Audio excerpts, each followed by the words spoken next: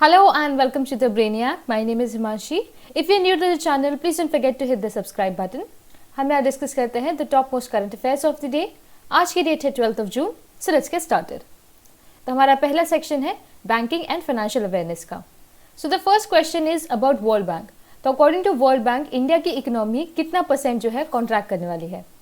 तो according to them ये contract करेगी बाय 3.2%.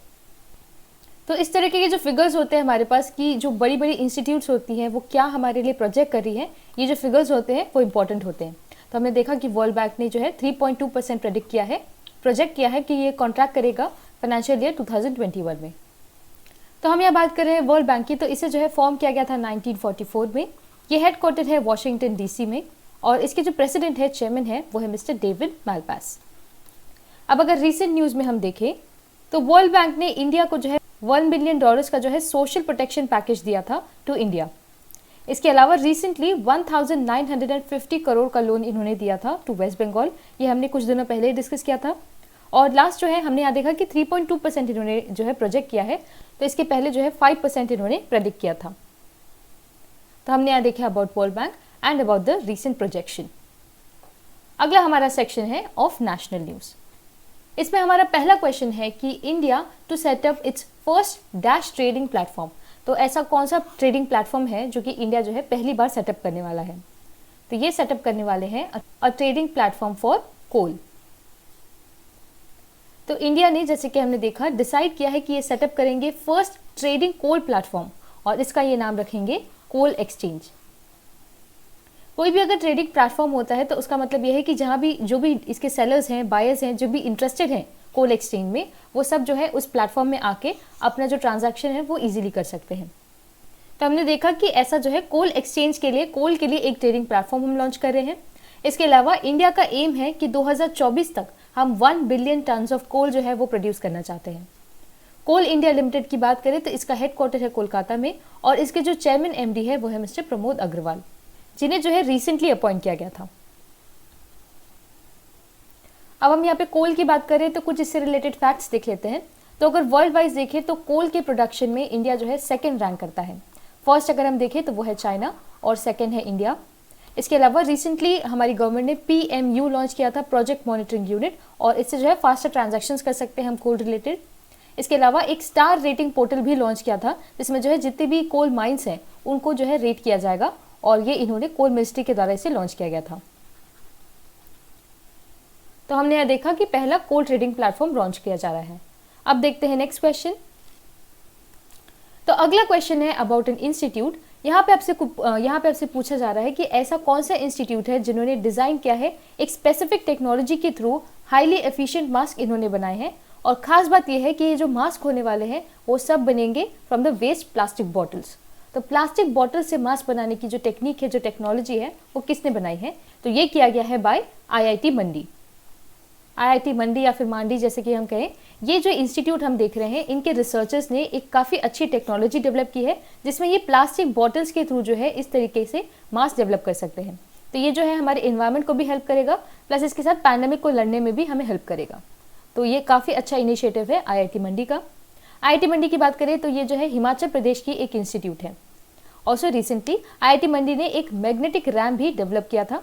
तो अगर आपसे क्वेश्चन पूछा जाए कि मैग्नेटिक रैम जो है किसने बनाया है तो वो है IIT मंडी. नेक्स्ट क्वेश्चन देखते हैं. अगला है कि M12 जो है एक तरीके की वेंचर कैपिटल आर्म है of the software giant Microsoft. तो माइक्रोसॉफ्ट की M12 एक जो है वेंचर कैपिटल आर्म है.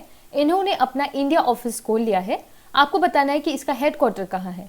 तो ये हेडक्वार्टर खोलने वाले हैं इन बेंगलुरु. हम यहाँ बात कर रहे हैं M12 की. तो M12 क्या है? एक तरीके की वेंचर कैपिटल फर्म है जो कि हमारी माइक्रोसॉफ्ट की है, जिसका पुराना नाम माइक्रोसॉफ्ट वेंचर्स भी था. देखिए ये जो है जितने भी हमारे स्टार्टअप्स वगैरह होते हैं उनको फंड करने के लिए इन्हें बनाया गया है. तो इस कंपनी का, ये जो इस फर्म है, इसके जो हेडक्वार्टर या फिर हेड ऑफिसेज जो है वो काफ़ी कम सिटीज़ में है, काफ़ी कम लोकेशंस में है ऑल ओवर दी वर्ल्ड. तो उसमें से भी अब जो है इंडिया में भी इसका एक ऑफिस होगा. तो एक तरीके का हम कहना चाहिए कि एक एलिट क्लब को हमने ज्वाइन कर लिया है, क्योंकि ऐसी लोकेशंस जैसे कि San Francisco, Seattle, London, Tel Aviv, सिर्फ ऐसी जगहों पे जो है M12 के ऑफिसेस हैं. और अब जो इसका ऑफिस है वो होने वाला है बेंगलुरु में.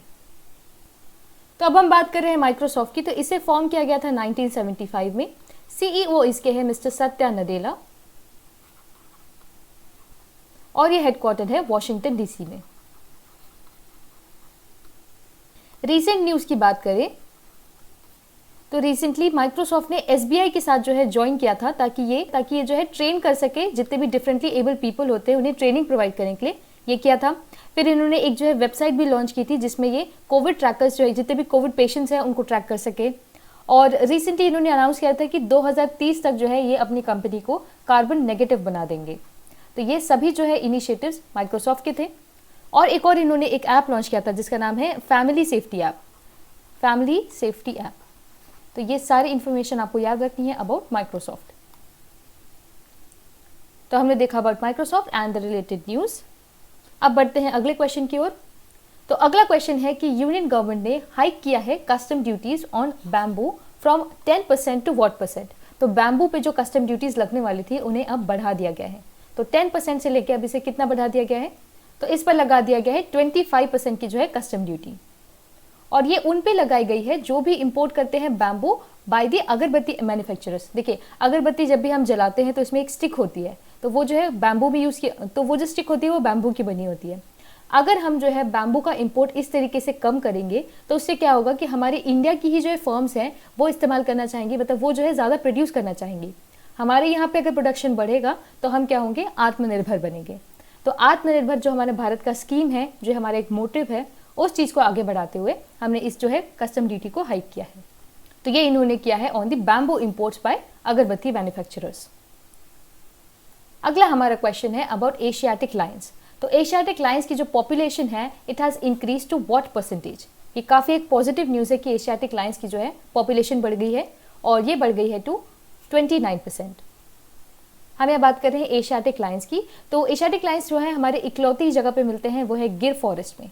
तो गिर फॉरेस्ट में ये पाए जाते हैं और यहीं पे जो है इसकी पॉपुलेशन बढ़ गई है और ये बढ़ी है टू बी मोर प्रिसाइज 28.87%, पर इसे आप राउंड ऑफ करके 29% कह सकते हैं। तो ये जो फिगर है कि 29% बढ़ा है, ये हम कंपेयर कर रहे हैं 2010 के फिगर्स के साथ। और अगर हम नंबर्स के टर्म्स में बात करें तो पहले इसकी पॉपुलेशन थी 523 और अब जो है ये है 674। 523 ये 2015 में थे और अब जो है 674 है। यहाँ पे जो है इनकी पॉपुलेशन को कैलकुलेट करने के लिए एक पूनम अवलोकन इनिशिएटिव चलाया जाता है। तो इस पूनम अवलोकन के अंदर ही इस तरीके के जो है काउंटिंग की जाती है, एक्सरसाइज की जाती है इनकी काउंटिंग की, और इसी में हमने पाया कि हमारी जो एशियाटिक लायंस है उनकी पॉपुलेशन अब बढ़ गई है। हम बात कर रहे हैं गिर फॉरेस्ट की, तो ये हमें मिलता है गुजरात में। स्पेसिफिकली आपको याद रखना है कि गिर फॉरेस्ट में ही, हमारे इंडिया में कहीं और नहीं, सिर्फ यहीं पे एशियाटिक लायंस मिलते हैं। और हम यहाँ पे लायंस की बात करें तो हमने कुछ दिनों पहले डिस्कस किया था कि पिछले 8 सालों में जो है करीब 750 टाइगर्स की डेथ हुई है। तो वो हमने जो फिगर्स देखे थे वो टाइगर के थे और ये हम बात कर रहे हैं एशियाटिक लायंस की। तो ये हमने देखा अबाउट एशियाटिक लायंस। अब हमारा नेक्स्ट क्वेश्चन देख लेते हैं।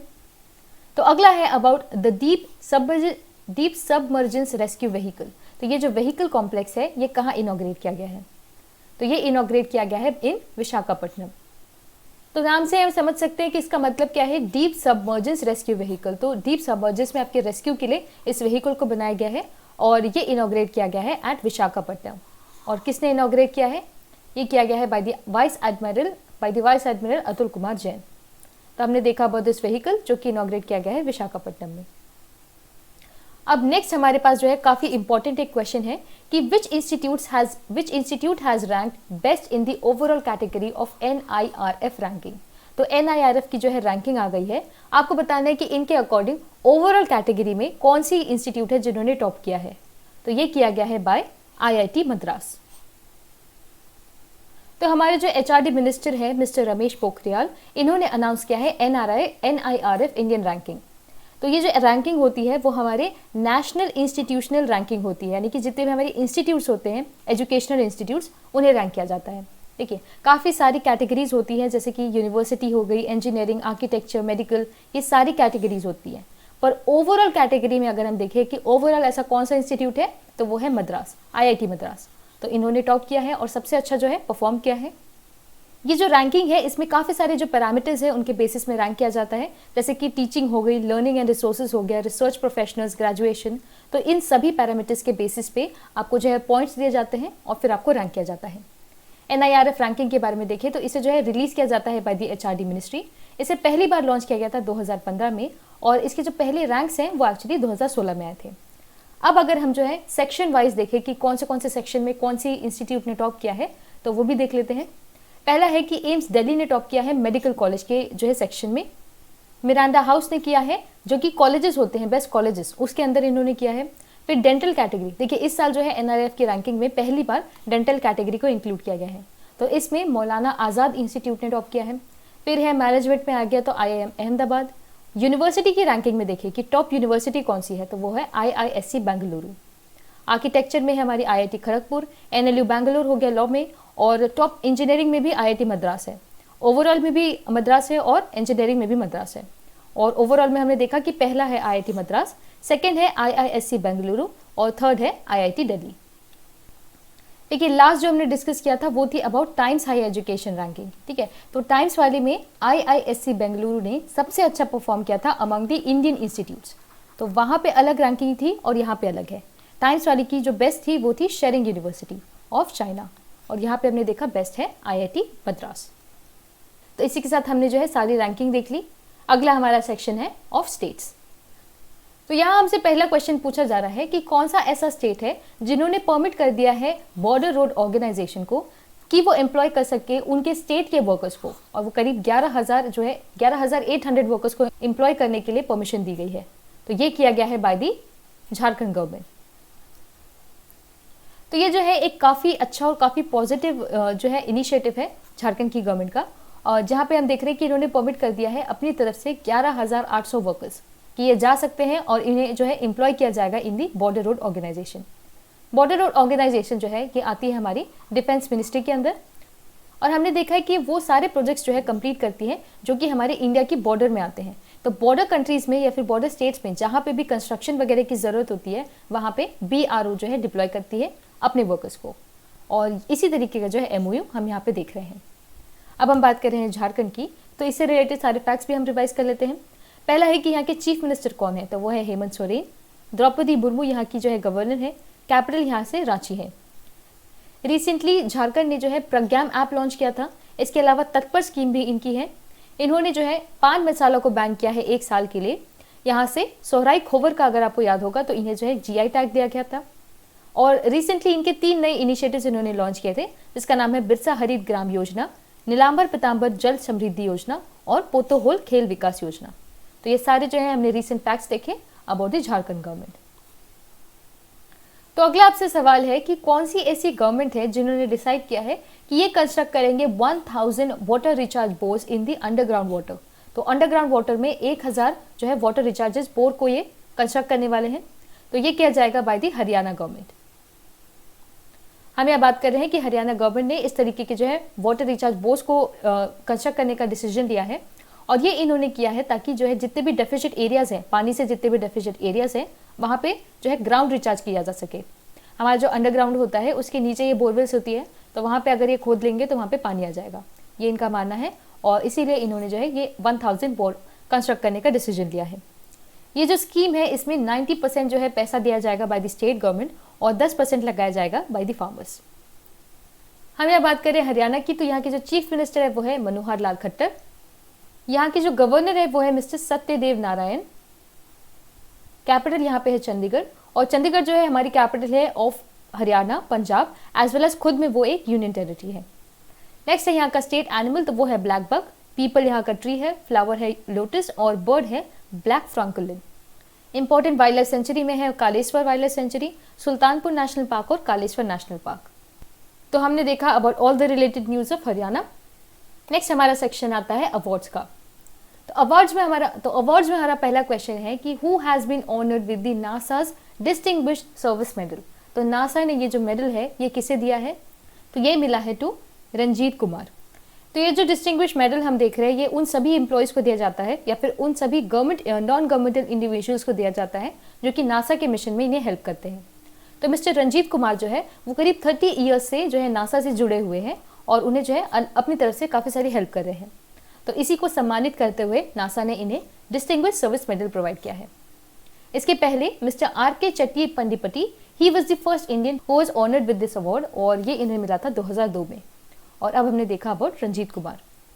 नासा की बात करें तो यहाँ के जो एडमिनिस्ट्रेटर हैं वो है मिस्टर जेम्स फ्रेडरिक। नासा का हेडक्वार्टर है वॉशिंगटन डीसी में। तो नासा से रिलेटेड जो सबसे इंपॉर्टेंट न्यूज़ है वो हम देख लेते हैं। पहला कि इन्होंने लॉन्च किया था सनराइज मिशन, अभी रिसेंटली लॉन्च किया था, और इस सनराइज मिशन के अंदर जो है जितने भी सोलर जाइंट पार्टिकल्स होते हैं उन्हें ये स्टडी करने के लिए लॉन्च किया गया है। इसके अलावा वाइटल वेंटिलेटर्स ये भी इन्होंने डेवलप किए थे। प्लस मार्स में जो हेलीकॉप्टर है, मार्स हेलीकॉप्टर, उसकी रीनेमिंग की गई थी, उसकी जो है नेमिंग की गई थी और उस कॉम्पिटिशन को जीता गया था बाय वनीजा रूपानी, और इन्होंने उसका नाम रखा था इनजेन्युइटी। इसके अलावा मार्स का जो रोवर है उसका भी नाम रखा गया था और उसका नाम है परसिवरेंस। इसके नाम को अनाउंस किया गया था रिसेंटली। तो ये हमने देखा अबाउट नासा एंड इससे रिलेटेड सारे इंपॉर्टेंट न्यूज़। और इसी के साथ जो है हमारा अवार्ड सेक्शन यही खत्म होता है। अब चलते हैं हम इंटरनेशनल सेक्शन में। तो इंटरनेशनल सेक्शन में पहला क्वेश्चन पूछा जा रहा है कि क्रिस्टोबल जो है एक तरीके का ट्रॉपिकल स्टॉर्म है। आपको बताना है कि ये जो स्टॉर्म है इसने रिसेंटली किस कोस्ट पे या कहाँ पे इसे हिट किया था। तो इस ट्रॉपिकल स्टॉर्म ने हिट किया था यूएसए में। हम यहाँ बात कर रहे हैं क्रिस्टोबल की। आपको ये नाम याद रखना है जो कि एक ट्रॉपिकल स्टॉर्म है। आपसे ये भी क्वेश्चन पूछा जा सकता था कि क्रिस्टोबल एक नाम है जो कि काफ़ी ज़्यादा न्यूज़ में था, आप बताइए कि ये चीज़ क्या है। तो ये एक ट्रॉपिकल स्टॉर्म है जिसने जो है स्पेसिफिकली यूनाइटेड स्टेट्स के मिसिसिपी कोस्ट और लुजियाना कोस्ट यहाँ पे जो है इसका लैंडफॉल हुआ था। तो हमने देखा अबाउट क्रिस्टोबल। तो नेक्स्ट आपसे क्वेश्चन पूछा जा रहा है कि which countries military Tatmadaw has decided to use Facebook again to provide the accurate information और न्यूज टू द पीपल। तो ये जो है आपको बताना है कि कौन सी ऐसी मिलिट्री है जो कि फिर से आ रही है फेसबुक पे। तो ये आ रही है ऑफ म्यांमार। देखिए म्यांमार की जो मिलिट्री है इनकी कुछ कंट्रोवर्सी हो गई थी फेसबुक के साथ करीब 2018 में, तो उस वजह से जो है ये फेसबुक से चले गए थे। पर अब जो है इन्होंने फिर से डिसाइड किया है कि ये फेसबुक पे आएंगे और इनका मोटिव ये है कि ये पहुंचा सके accurate information to all the people.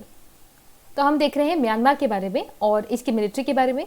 तो म्यांमार की जो कैपिटल है वो है नेपिदो, यहाँ पे करेंसी है बर्मिस क्यात और यहाँ के जो प्रेसिडेंट है वो है मिस्टर विन मिंट। तो हमने देखा about Myanmar and about the military. तो अगला क्वेश्चन है about how many countries are the members of International Parliamentary Alliance on China. तो एक जो है नई अलायंस क्रिएट की गई है जिसका नाम है IPAC। आपको बताना है कि कितनी कंट्रीज इसकी मेंबर्स होने वाली है। तो वो है करीब 8। तो हम यहाँ देख रहे हैं about International Parliamentary Alliance on China. ये जो अलायंस है ये बनाई गई है to counter China's growing threat to global trade. देखिए जिस तरीके की भी चाइना की इंटरनेशनल इमेज चल रही है उस हिसाब से बहुत सारी डेवलप कंट्रीज का ये मानना है ये ग्लोबल थ्रेट को ये प्रॉब्लम दे रहा है और ह्यूमन राइट्स को भी काफ़ी ज़्यादा प्रॉब्लम हो रही है। उस चीज़ के खिलाफ खड़े होने के लिए एक अलायंस बनाया गया है। अलग से अगर आपसे क्वेश्चन पूछा जाए कि IPAC किस कंट्री के खिलाफ बनाया गया है, तो ये बनाया गया है टू काउंटर चाइनाज इनिशिएटिव्स। ठीक है। अगला आपसे क्वेश्चन पूछा जा सकता है कितने इसमें मेंबर कंट्रीज हैं, तो वो है 8 कंट्रीज में अगर हम देखें तो वो है United states, Europe, United kingdom, Japan, Australia, Canada, Norway, Sweden. ये सभी कंट्रीज जो है इसकी मेंबर कंट्रीज होने वाली हैं।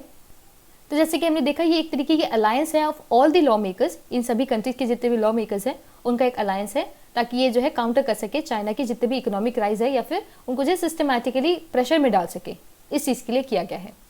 तो हमने देखा अबाउट IPAC। इसके बाद हमारा इंटरनेशनल सेक्शन क्वेश्चन है कि who has been appointed as the Pakistan national team batting coach. तो ये जो कोच हैं ये अपॉइंट किए गए हैं ऑफ पाकिस्तान और ये है मिस्टर यूनुस खान। तो हम देख रहे हैं मिस्टर यूनुस खान के बारे में and he is now the men's national team's batting coach. तो यहाँ पे men's national team of Pakistan की बात हो रही है और ये जो है इनके नए कोच हैं। तो हमने देखा अबाउट यूनुस खान।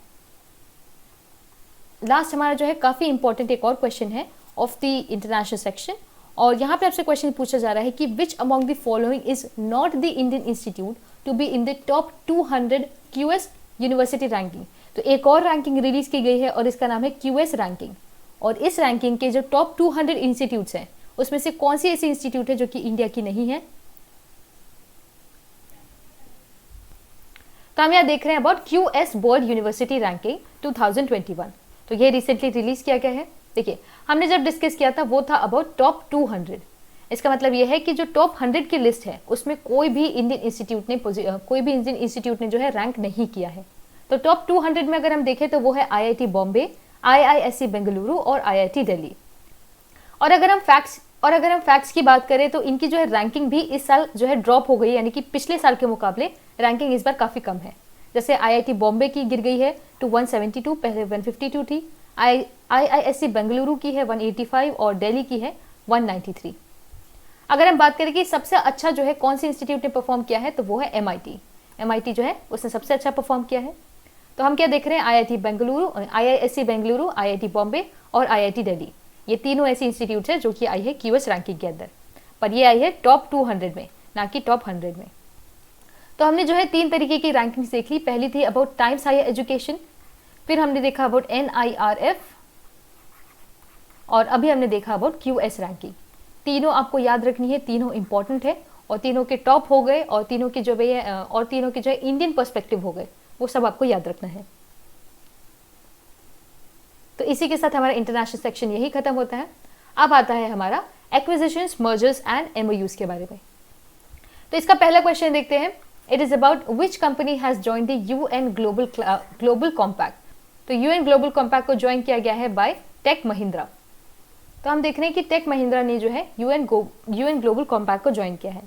तो ये जो कॉम्पैक्ट है ये एक तरीके का नॉन बाइंडिंग पैक्ट है, जिसमें सभी बिजनेसेस को एनकरेज करते हैं कि वो सस्टेनेबल डेवलपमेंट की ओर बढ़े और सोशल रिस्पॉन्सिबिलिटी को अपनी समझे। ठीक है, यानी कि एनवायरमेंट को प्रोटेक्ट करने के लिए ये एक ग्लोबल कॉम्पैक्ट है और इसी कॉम्पैक्ट को ज्वाइन कर लिया गया है bye take Mahindra.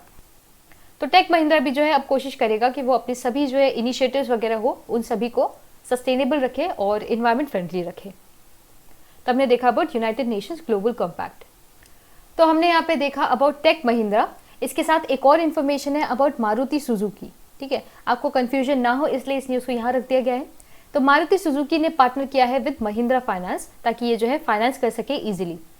Maruti Suzuki ने जो है रिसेंटली बाय नाउ पे लेटर स्कीम लॉन्च की थी, जिसमें जितने भी इनके कस्टमर्स हैं वो इजीली अपने व्हीकल्स खरीद सके और बाद में जो है लेटर ऑन उसे पे कर सके। तो उसी स्कीम को रोल ऑन करने के लिए महिंद्रा फाइनेंस के साथ इन्होंने पार्टनर किया है। और सो कल जब हमने डिस्कस किया था वो था अबाउट हीरो मोटोकॉर्प, और उन्होंने जो है लॉन्च किया था एक तरीके का डिजिटल प्लेटफॉर्म। तो आपको कंफ्यूज नहीं होना है कि ये जो है ये फाइनेंसिंग के लिए है और वो एक डिजिटल प्लेटफॉर्म था। और हीरो मोटोकॉर्प का था ई शॉप, और Hyundai ने भी लॉन्च किया है इस तरीके का एक डिजिटल प्लेटफॉर्म और उसका नाम है क्लिक टू बाय। तो ये सब में आपको कंफ्यूज नहीं होना है। तो हमने देखा about Maruti Suzuki and about tech Mahindra. अब चलते हैं अगले क्वेश्चन की ओर। तो अगला क्वेश्चन है कि किस कंपनी ने कोलैबोरेट किया है विद UNDP फॉर प्रोजेक्ट शक्ति। तो प्रोजेक्ट शक्ति के लिए कोलैबोरेट किया है विद रेकिकल। तो रेकिकल क्या है, ये एक तरीके की डिजिटल टेक्नोलॉजी कंपनी है in the waste management sector, जिन्होंने कोलैबोरेट किया है with United Nations Development Programme and along with Hindustan Coca Cola Beverages Private Limited.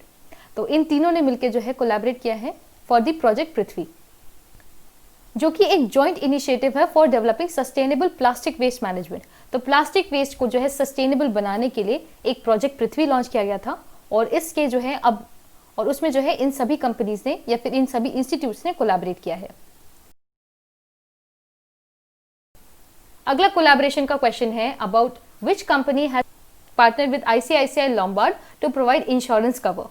तो इंश्योरेंस कवरेज प्रोवाइड करने के लिए ICICI के साथ जो है पार्टनर किया गया है बाय फोन पे। तो हम यहाँ देख रहे हैं कि फोन पे ने जो है एक तरीके की पार्टनरशिप की है विद ICICI लॉम्बार्ड, और ये इन्होंने किया है ताकि इंश्योरेंस कवरेज प्रोवाइड कर सके। और ये जो इंश्योरेंस कवरेज है ये उन्हीं लोगों को मिलेगा जो कि फ़ोन पे यूजर्स हैं। ठीक है, अलग से नहीं, सिर्फ फ़ोन पे यूजर्स के लिए। ICICI लॉम्बार्ड की बात करें तो इसे 2001 में बनाया गया था। MD इसके हैं मिस्टर भार्गव दास गुप्ता, और ये हेडक्वार्टर है मुंबई में। फ़ोन पे की बात करें तो इसके जो CEO है वो है मिस्टर समीर निगम, और ये हेडक्वार्टर है बेंगलुरु में। और सो रिसेंट अगर हम ICICI लॉम्बार्ड की बात करें तो रिसेंटली इन्होंने काफ़ी सारे पार्टनरशिप्स की है, जैसे कि भारत पे के साथ किया था इन्होंने, फिर इसके अलावा फ्लिपकार्ट के साथ भी किया था। तो ये इनके जो है रिसेंट कोलैबोरेशंस है या फिर जो है पार्टनरशिप्स रही हैं। तो हमने देखा अबाउट फोन पे एंड अबाउट ICICI लॉम्बार्ड। तो अगला final question from this section is about global financial services technology provider सिनेक्रॉन incorporation. इन्होंने किसके साथ टाई अप किया है? तो इन्होंने टाई अप किया है विद गूगल क्लाउड। तो गूगल क्लाउड के साथ जो है इन्होंने कोलैबोरेट किया है ताकि ये जो है फर्दर अपनी क्लाउड ऑफरिंग्स को जो है एक्सपैंड कर सके। क्लाउड सर्विसेज जितने भी अपने क्लाइंट्स को प्रोवाइड करते हैं उसके एक्सपेंशन के लिए गूगल क्लाउड के साथ इन्होंने कोलैबोरेट किया है।